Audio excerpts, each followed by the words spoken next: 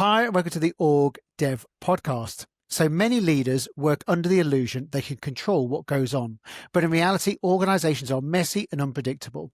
So what does this complexity really mean for how organizations function, how leaders make decisions, and how people navigate uncertainty? One man who has challenged the neat models and tidy solutions we often reach for, instead opens up far more real, human, and sometimes uncomfortable conversations about leadership, change, and organizational life. And that is Professor Chris Mowles. Professor Chris is director of the Doctor of Management program at internationally renowned professional program at the University of Hertfordshire. Chris also teaches on the MBA and MA programs and has taught at the Copenhagen Business School, Aalborg University, and the School of Oriental and African Studies. He also has extensive frontline experience working as a consultant with organisations, supporting them to develop strategy, evaluate aspects of their work, or cope with particularly difficult or stuck situations. And he's worked extensively with senior management teams and is particularly interested in the function of groups. His clients have included the NHS, Oxford University, the Department of International Development, the UN, the Government of China, and lots of other fascinating organisations.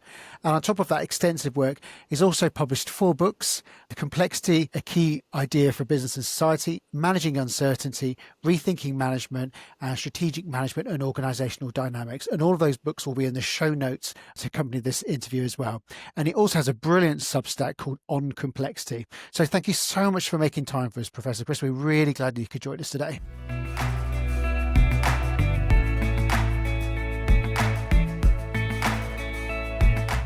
Garen obviously gave us a bit of an overview of what you do, but can you bring that to life for us a little bit? Paint a picture of what that actually looks like in practice, the work that you're doing. My principal job is director of a program called the Doctor of Management program, and that's a program of research which involves people studying something that's going on for them at work. People who come tend to be in their 40s or 50s, so they've been round the block a bit, and they take some dilemma at work as both the subject and object of their research.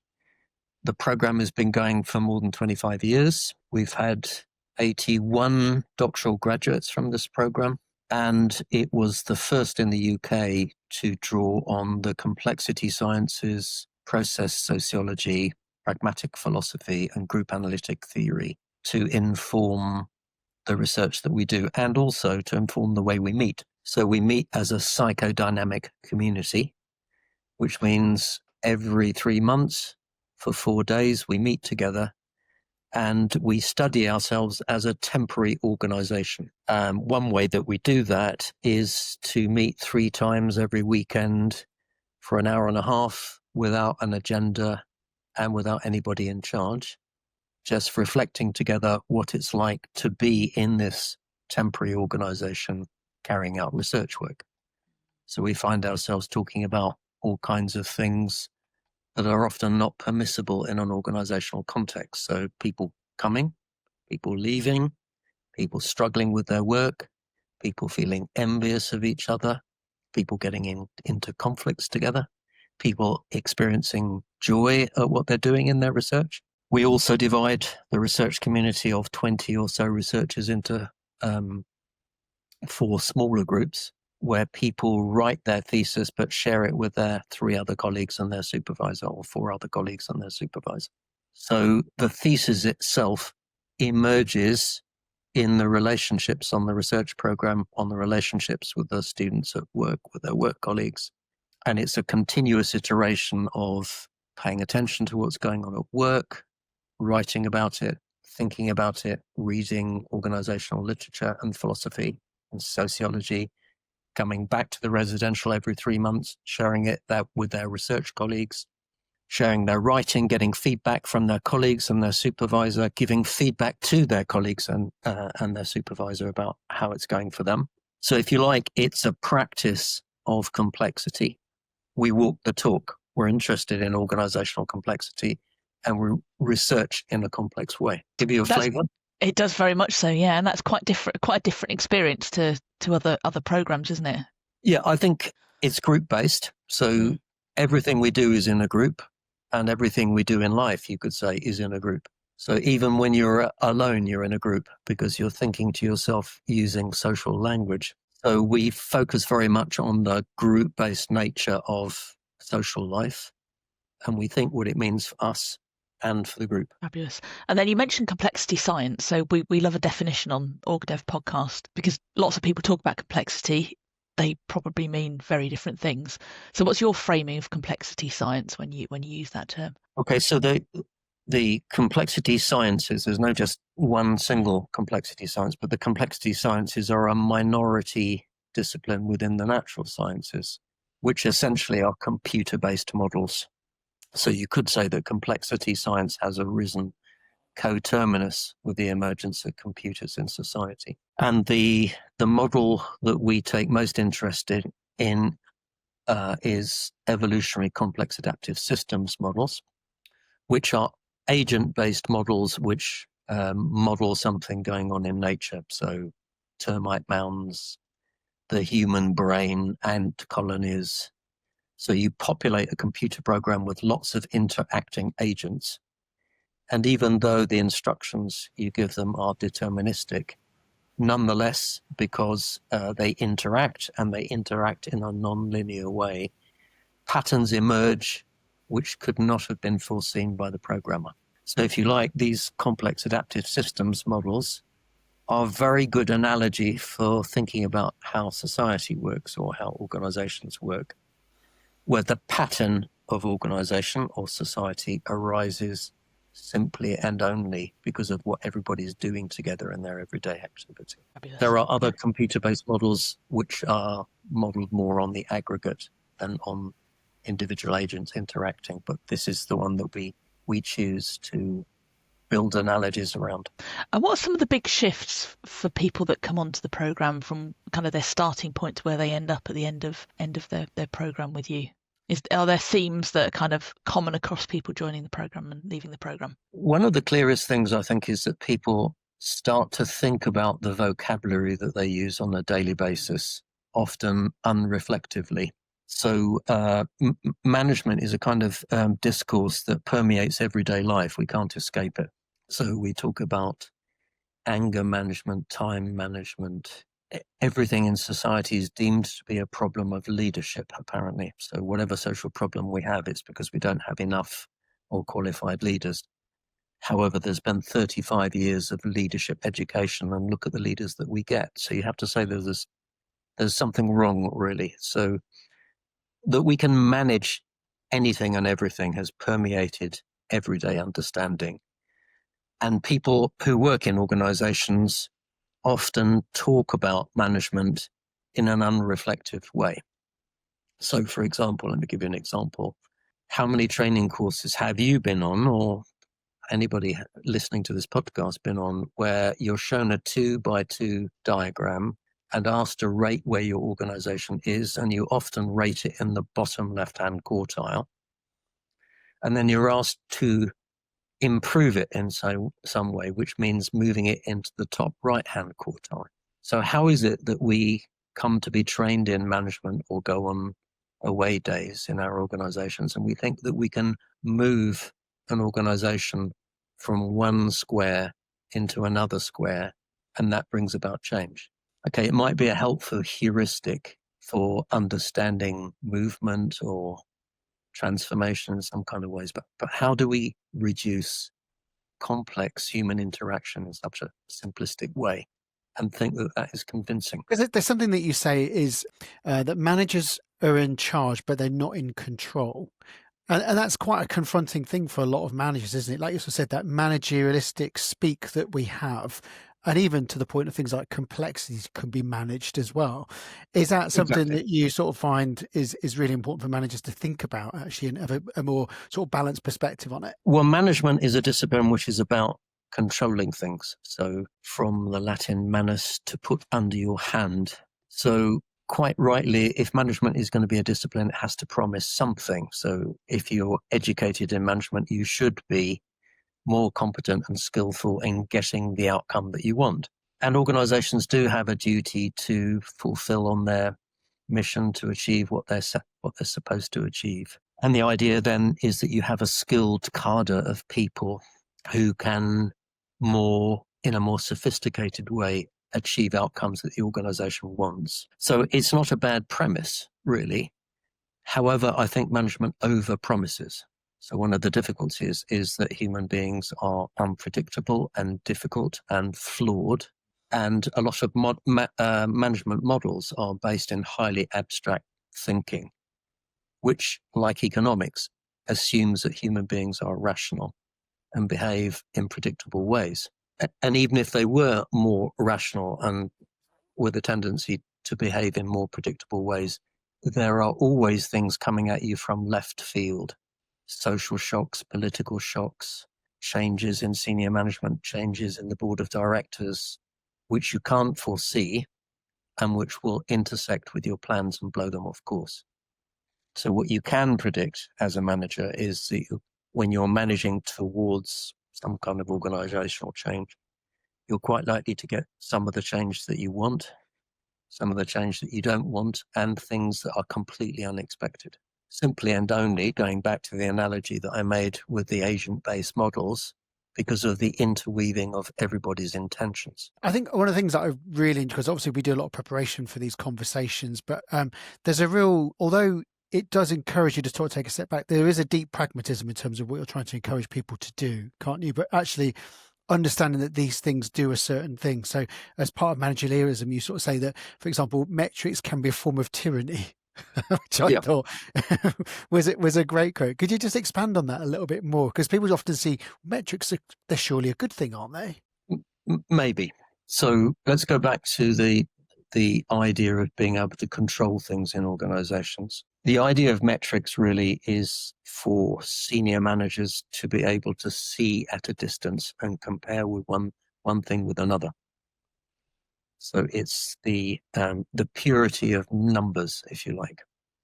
So I don't need to come and ask you whether you're doing a good job or not. If I set some metrics for you, I can see at a distance without even knocking on your door whether you're achieving what you're supposed to achieve.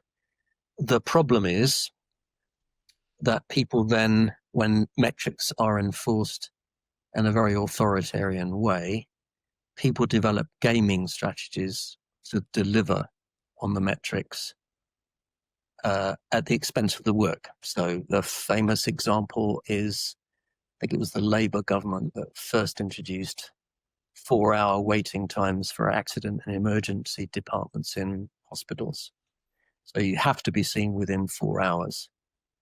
So various teams in various hospitals adopted different strategies to achieve the target, but miss the point of the target. So, for example, what you might do is encourage your ambulance drivers, as long as somebody isn't very urgent, driving round the hospital if A&E is full, waiting till it's less full, and then admitting the patient. Or in another hospital, what you might do is discharge a patient at 3 hours and 59 minutes, put them in the corridor, and then readmit them for another 4 hours so that you can keep achieving your targets. And the difficulty of targets is you can become so committed to them that everything has a target. So I was once a trustee, a governor of my kids' local school, and I think the head teacher had 42 different targets that he had to meet that somehow we'd set in various different ways. It becomes overbearing. So you still, in organizational team terms, need to address something about accountability. So how do we give an account to one another of doing the job that we're doing? And some things do need counting. For example, let's take the school example again. How many children have we excluded over a term? You'd want to know that.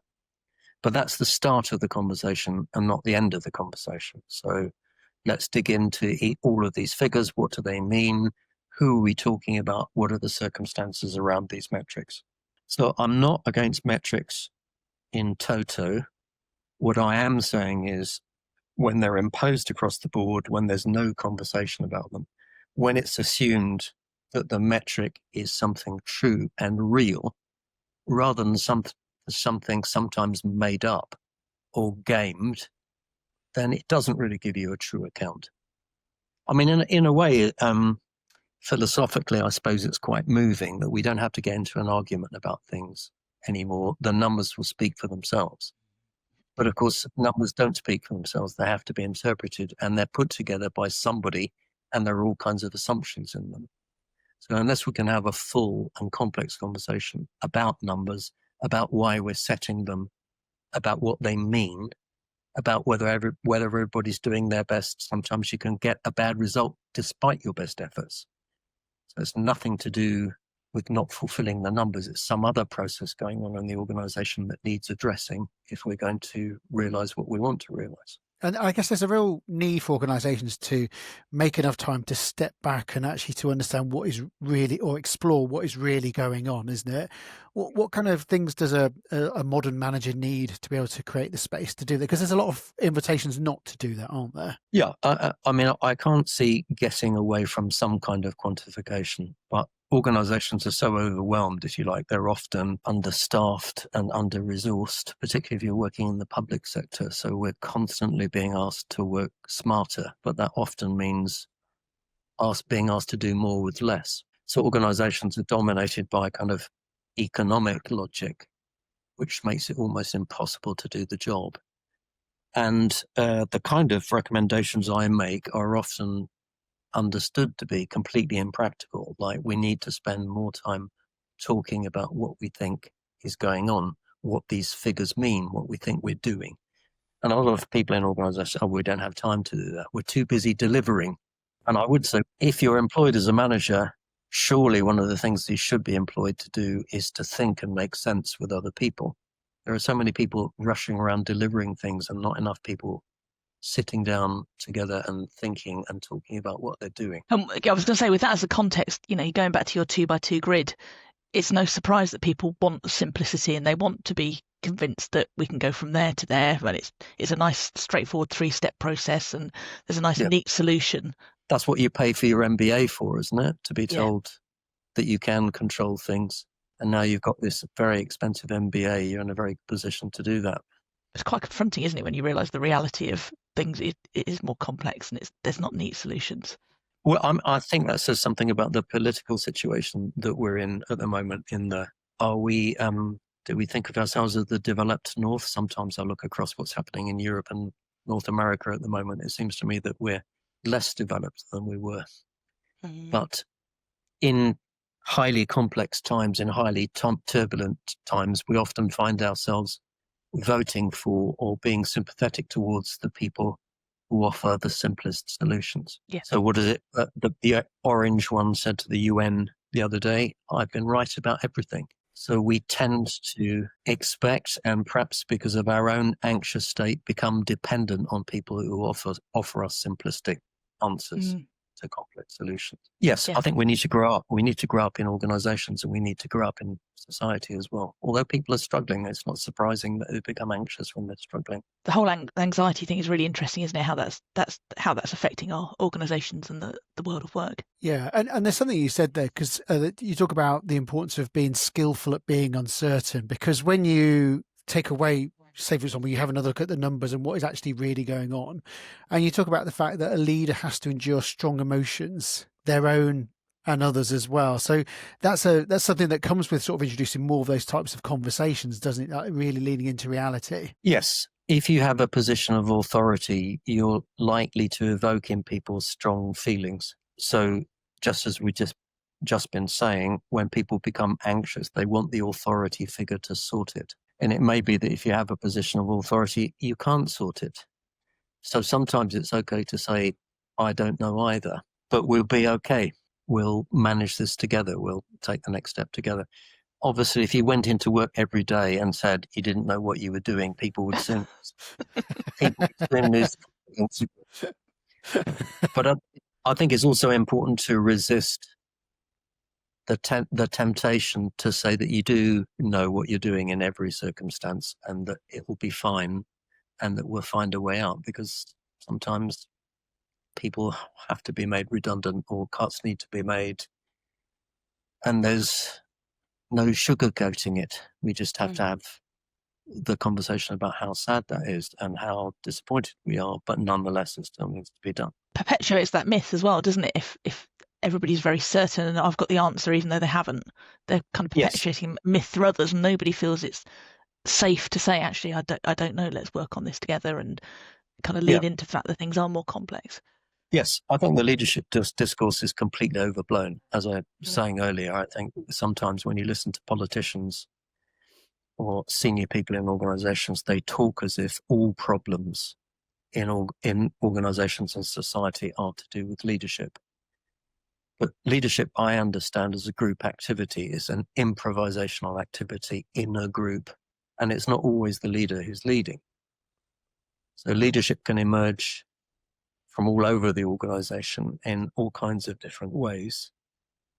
And sometimes the leader's job is just to get out of the way. So if you're working with a group which is mature and knows how to work, then if you keep insisting that you need to be the leader every minute of every day, people will just get blocked. That's one of the things I deal with in my last book on the chapter on exercising authority, and particularly in the tradition that we meet in the Institute group analysis methods, where we meet together, as I described, for an hour and a half, 3 times a residential weekend. Students often look to the authority figures, the faculty members, to resolve difficulties in the group. And sometimes we help with that and sometimes we don't. And the point of not helping is that people have to find their own ways of dealing with something, rather than looking for somebody else, for mum and dad to come in and sort it out. People need different things. So depending, the first time that you encounter authority in a group is as a child. So we all carry that with us into organizations. And certainly as a young man, I found myself fighting with my boss in the way that I used to fight with my dad. And it took me until my 30s to realize that that's what I was doing. Poor guy, he didn't realize, and nor did I. So we got caught in these awful power struggles over what could and couldn't be done, because I was still working out something unresolved from my family background.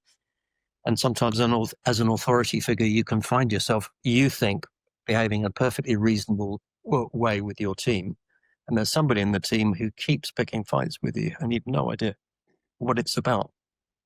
And it's about some other unresolved conflict that we carry with us. So we all have our life histories which impact upon the way we show up in groups of other people. And one of the things that we're often playing out is our early authority, relationships to authority, mums and dads. So there's a real need for managers to do a lot of sort of building their own sort of level of self-awareness as well.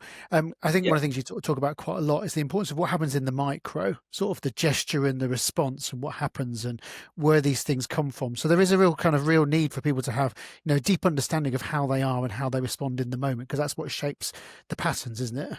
So I suppose one of the principal differences of my own research community in relation to many other schools of thought and management is that we understand global patterns to emerge simply and only from what's going on every day between people in micro moments. So if you like, it's a way of flipping the telescope the other way around. Most people spend a lot of time thinking about the big picture, thinking about parts and whole in the abstract. Whereas what we're interested in is how those big picture patterns emerge from what we're doing here and now between us in the concrete and the specific as we try to negotiate what's going on. And sometimes it's still, even if it's just between two people, there's still a group involved, aren't there? There's still an influence of them around us, even if they're not present as well. Yes. So we are formed by society and we form society both at the same time. So you have individuals who are social through and through. If you like, we are each a slightly different fractal of the society of which we're part. So we're born into a society where there's already a play going on, where we learn a particular language or languages, where we're taught to see the world in a particular way. So we are socialized even before we open our eyes. So in the womb, you're already listening to music and you're listening to the pattern of language. But at the same time, as agents, we are able to act in society and in small ways change that society that we're part of. So the paradox of forming and being formed is a continuous process. but individuals in their social interaction are playing out some of those global patterns in a particular way at a particular time. It's what the pragmatist philosopher George Herbert Mead referred to as a social object. So when you turn up to an away day or a work-based meeting, it's a social object in the sense it's not an object in nature. It's a pattern of relating that we're all familiar with, that we're socialized into, but which always plays out in a different way because of the particular people meeting at that particular time. I was reading one of your Substack articles, and you talk about organisations as ongoing conversations, and that we're always joining the midstream. And I thought that was really interesting as well, because I think a lot of the us as practitioners working with organisations, or even seeing new people join organisations, I think that gets forgotten sometimes, that it is an ongoing conversation, and things are happening, have happened before we've arrived, and they'll continue to happen afterwards. So for me, that was a really interesting perspective to take. I think that's a profound pragmatic insight. So the pragmatists argue that thinking, talking, acting are all forms of action. So people say to us, with your students on the Doctor of Management program, if you don't give them grids and frameworks, what do you give them? Well, I think what we give them is the ability to more skillfully notice what's already going on for them at work, to find different ways of talking about it and thinking about it. And by talking and thinking differently, so they begin to act differently and affect those around them, who then also think and talk differently about what they're doing.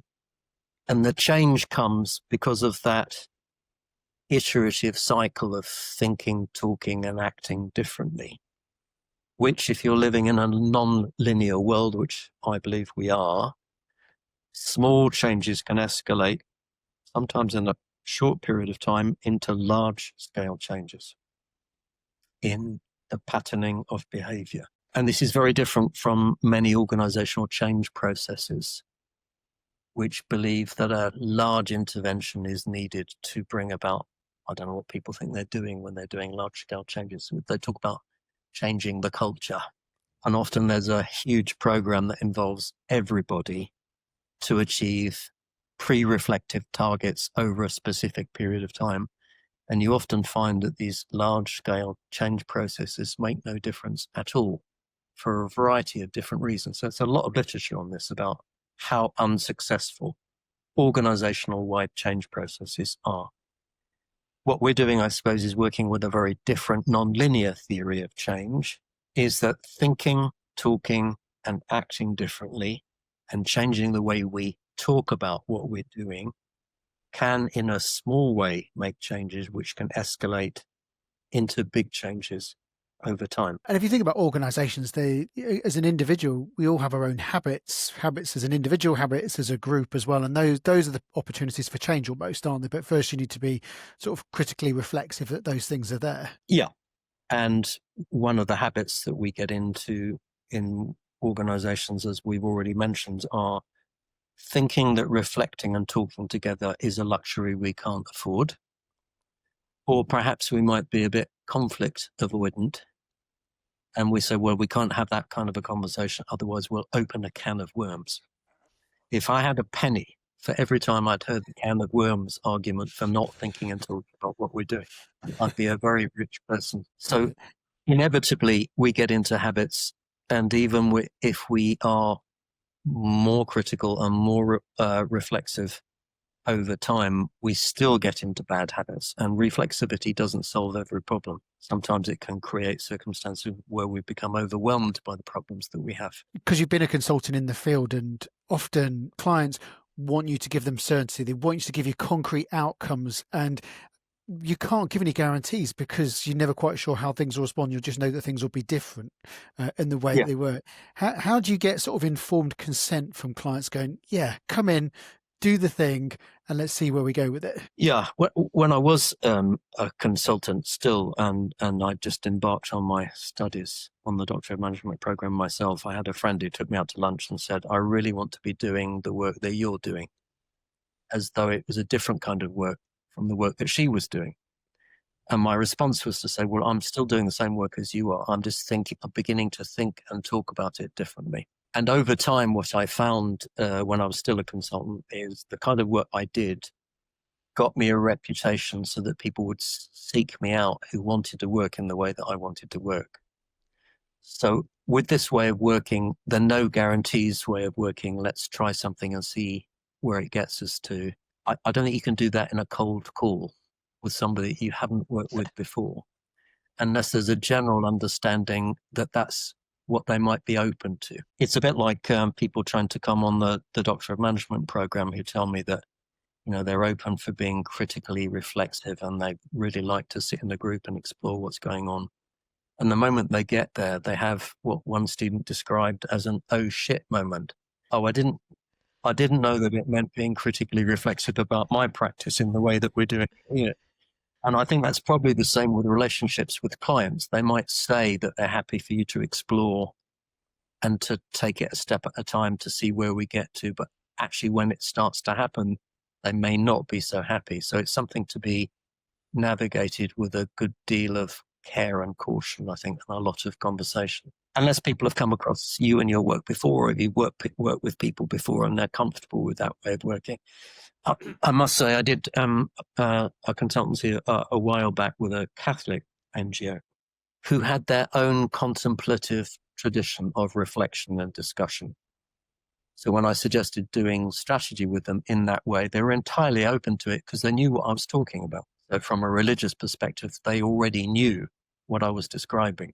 But for people who want their 2x2 frameworks and their end step solutions, I think it's a bit of a shock. I mean, I'm lucky I don't have to make my living as a consultant anymore. I can do it for consultancies that interest me because I'm a full-time academic. So in that sense, I'm privileged. Hi, we're just pausing this interview for a moment. Have you ever finished an episode of the OrgDev podcast and wish you had a cheat sheet that summarises all of the key points? Us too, so we made one. It's called From Pod to Practice, and each week in our newsletter we'll share a 2-page summary of the latest OrgDev episode, and it includes key takeaways, a reflection prompt, and one small action you can try. And it's all in a digital format with space at the end to add your own notes and reflections, and it's designed to help you take the learning from the podcast into your day-to-day work. So to get your copy, just sign up to our Next Step to Better newsletter. The link's in the show notes, or you can visit our website at www.distinction.live to get the latest From Pod to Practice in your inbox. And let us know what you think. We'd love to get your feedback. And what was your journey into the field? How did you sort of discover this as a field? What was the sort of the evolution of this thinking? I started out in international development, and I worked in a conflict zone. And then when I had kids, I thought it was probably time not to be working in the conflict zone. And I got a job in the social services department in the UK in the public sector, and made my way up the greasy pole. I was a union shop steward, and unusually in the public sector, my union went on strike. Almost unheard of in 10 or 15 years. And I found myself negotiating with managers on the other side of the table once a week about the strike. And I'd always had this notion that managers must be in a different category to me because they were managers and they really knew what they were doing. And when I found myself opposite these guys on Friday afternoon, I thought, I could do that. Why do I have such a high opinion of these people when they don't seem to be anything other than ordinary? So when I was able to, I got promoted, and I got on a management course where they taught in the strategy module some work by Ralph Stacey, who started the Doctor of Management program at the University of Hertfordshire. It was way back in the early 90s, and he just started to write about complexity and strategy. And I read his book and I had no idea what it was about. But having worked in a war zone, there was something about it, about the conflict, something about the politics, something about the constant negotiation and paying attention to micro detail, which really resonated with me, having worked as an aid worker in Israeli-occupied South Lebanon. It all spoke to me, although I didn't understand it. So I wrote to Ralph and said, look, I've already got a master's. I don't want another master's. Do you do a doctorate in management? And he said, we do. So I became a student on the Doctor of Management program myself.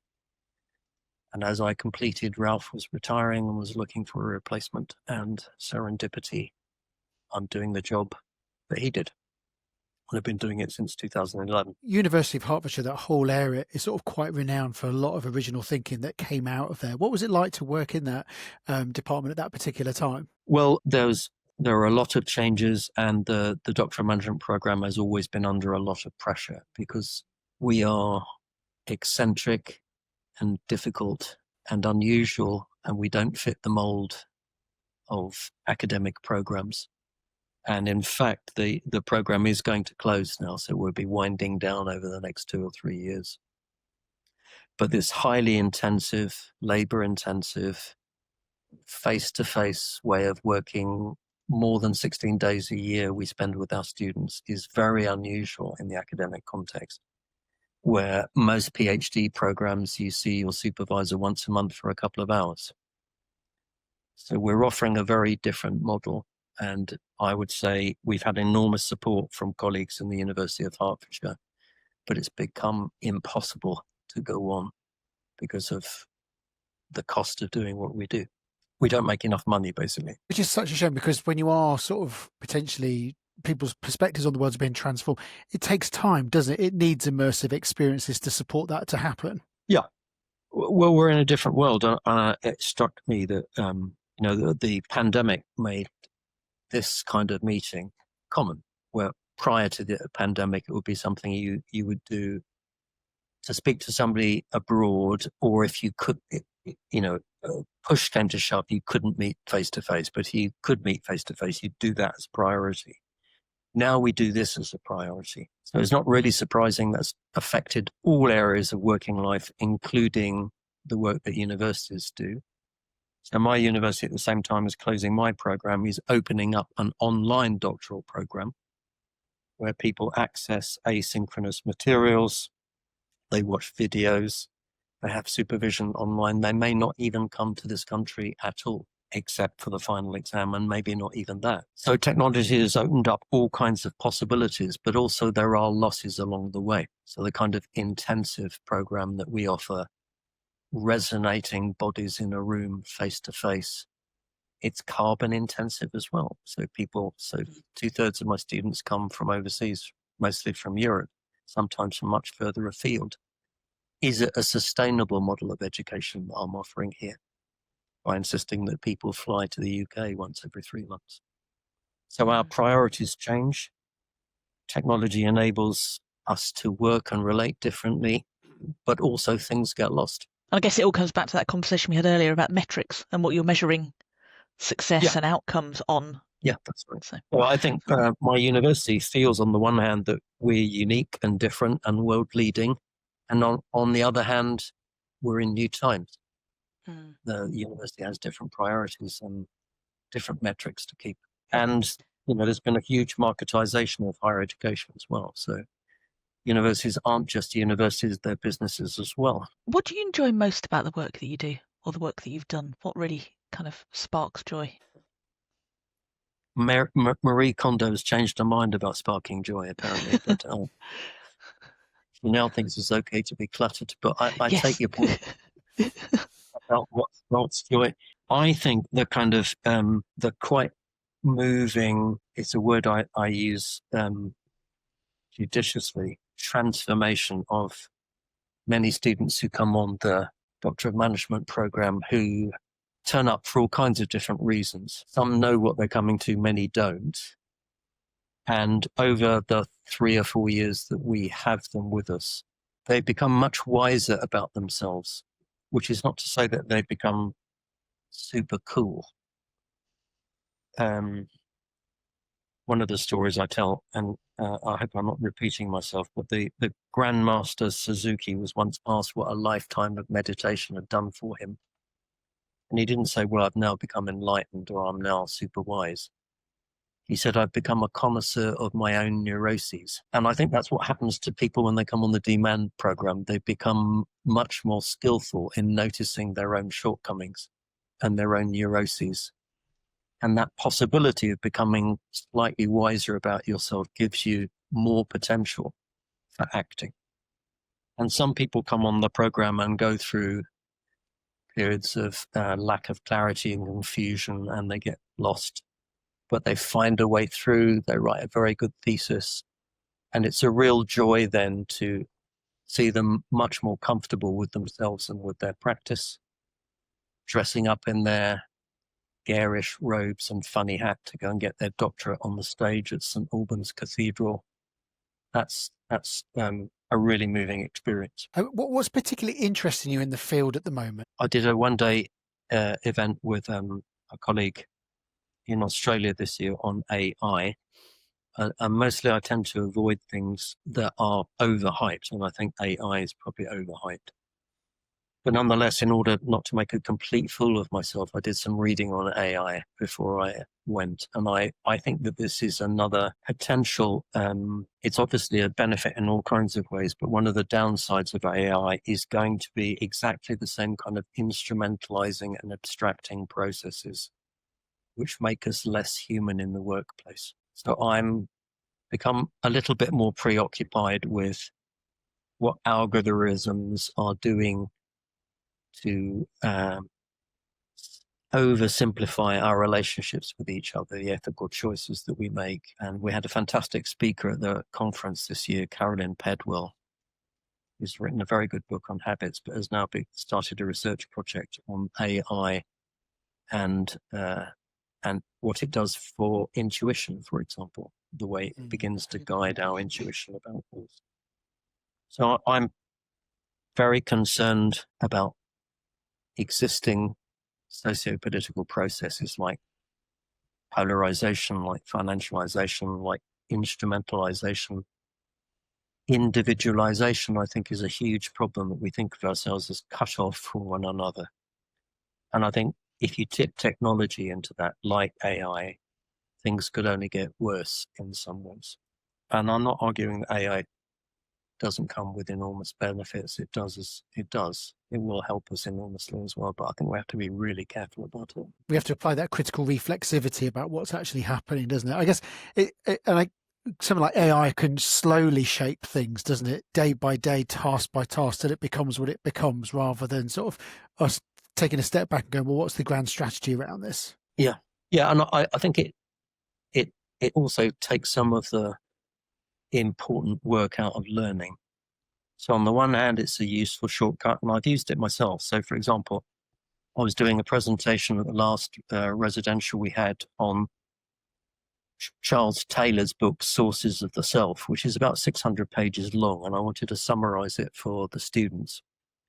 So I used AI to summarize it, and given the fact that I'd read the book already, I knew whether it was a good summary or not.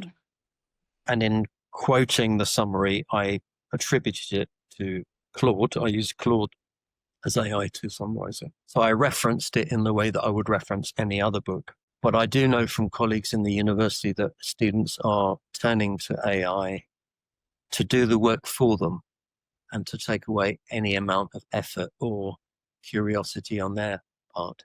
And the image I've heard about this, which I think is a good one, is like taking a forklift truck into the gym to lift the weights for you, and then being surprised that you're not stronger having been to the gym 5 a week.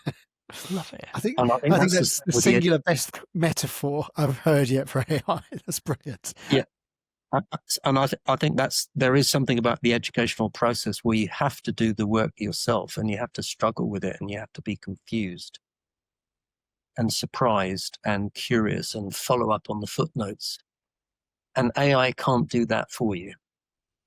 However, it was extremely useful in summarizing the 600-page book that I wanted to summarize. So it does have its uses, but I suppose it's that engagement and that discussion that's needed on a constant basis about how we use these things, to keep in mind that what we're trying to do is to provoke people to think. And I really like what you're saying there in terms of referencing it. So actually being explicit about when you're using it, because again, a lot of things that we're sort of seeing at the moment is managers are going away and doing their thinking with AI rather than with the team, and then producing this. And there's a big part of the process that's missing. So the team aren't going on the journey with them. Yeah, I quite like some of the developments in AI where when it sums something up for you or finds something out for you, it tells you the sources that it's used in doing so, because that then gives me the opportunities to check out those sources myself and to find out more. So if you like, if it used as a kind of sophisticated card index, it's fantastic in that way.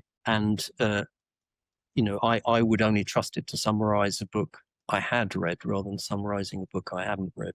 Yeah, I'm with you on that. So when you look back, Chris, at your career, what are some of the biggest lessons you think you've learned that you take forward? Well, I suppose I've never thought of myself as having a career. So I've just stumbled from one thing into the next. My first degree was English language and literature.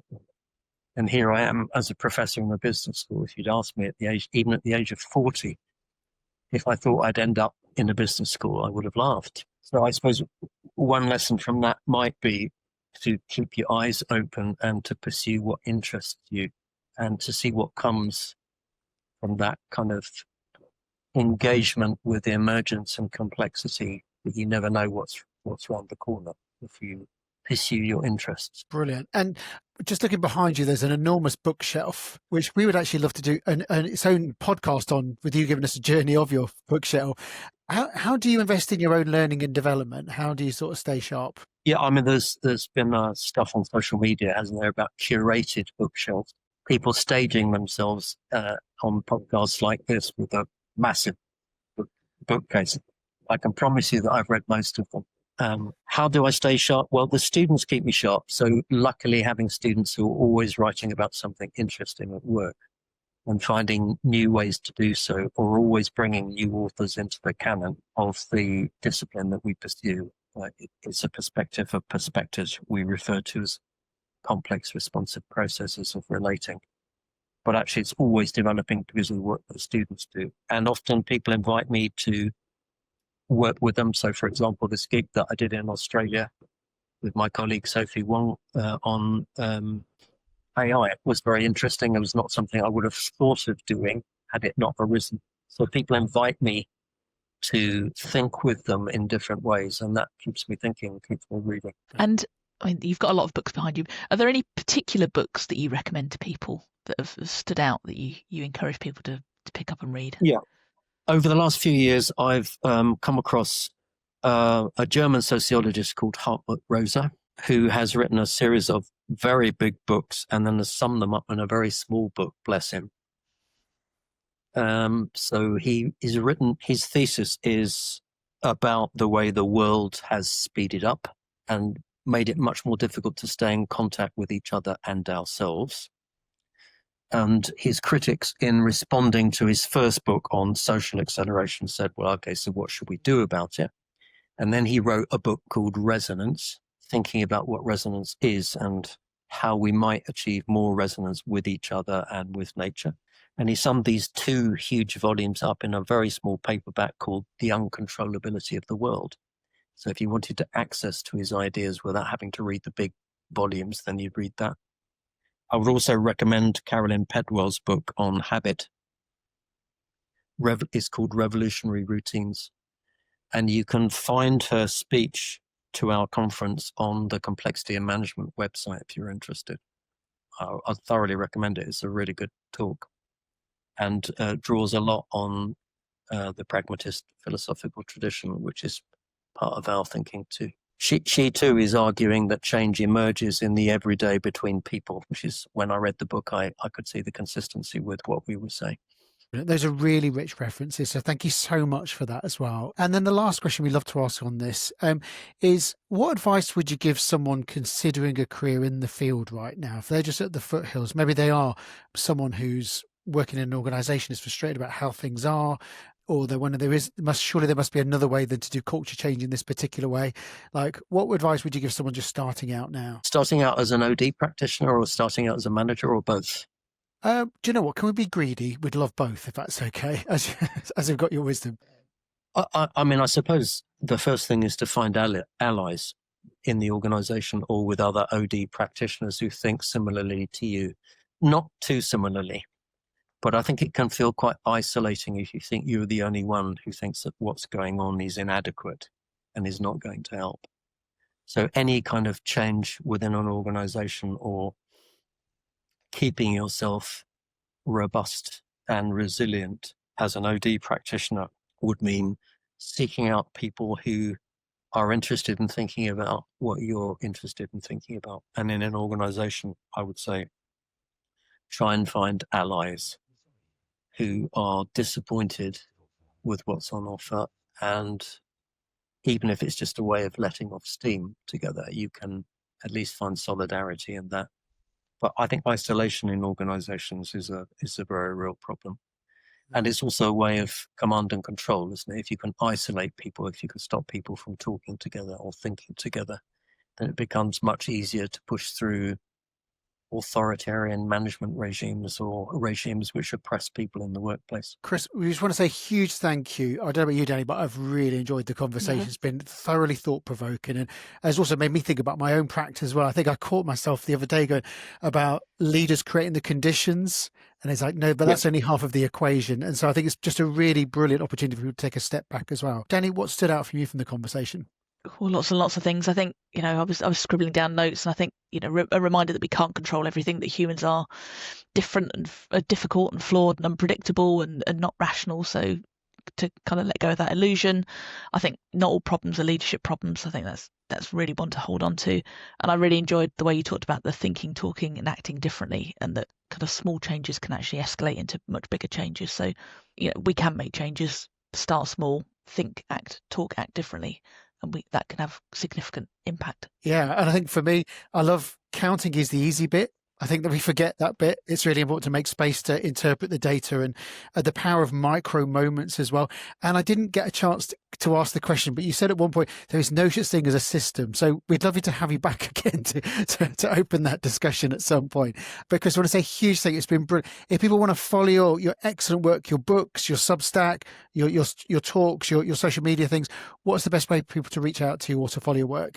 Yes, you can find me on the complexity and management site, which is where I advertise the annual conference that we have. So we have a conference in the first weekend of June every year. And I think the Substack, which is Chris Mowles at substack.com, if you want to see some of the writing and some of the references that I'm making. And it's a really good Substack, isn't it, Danny? It's a brilliant Substack, yeah. Highly recommend it. Well, I want to say a huge thank you, Chris. For those of you watching, one of the things that we love is the fact that so many people share the interviews that people watch. And if you think you know someone who would really benefit from sort of listening to Chris's thinking or the way he perceives organizations, then please do share it. And also, if you have a chance to hit the like button as well, because the algorithm gods love it. But most importantly, thank you so much for your time, Chris. We really appreciate the deep thought you've given to the questions we've asked today. I know that people will find it really useful. So thank you. Thanks very much for inviting me.